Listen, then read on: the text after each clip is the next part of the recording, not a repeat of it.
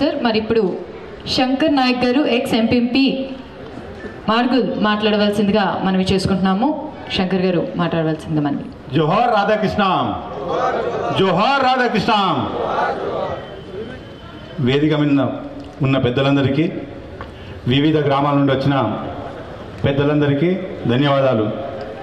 ఈరోజు రాధాకృష్ణ ట్రస్ట్ ద్వారా సేవా కార్యక్రమం చేస్తున్న చైర్మన్ దశరథ్ నాయక్ గారు ఈరోజు వారి ఇద్దరు కుమారులు, పెద్ద కుమారుడు చనిపోవడం జరిగింది.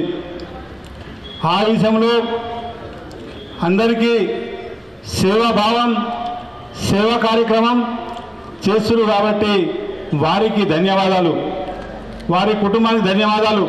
ఎందుకంటే వారికి ఉన్న ఆస్తి ఆ రోజే చెప్పారు, 2వ వర్ధంతి నాడు రాధాకృష్ణ ఆస్తి అమ్మైన నేను పేదవాళ్లకు సాయం చేస్తా, చనిపోయే వాళ్లకు ఆర్థిక సాయం చేస్తానని, అదే పిల్లలకు కానీ ఆర్థిక సాయం చేస్తానని ఆ రోజు రాధాకృష్ణ ట్రస్ట్ ద్వారా జరుపుల దశరథ్ నాయక్ చెప్పడం జరిగింది.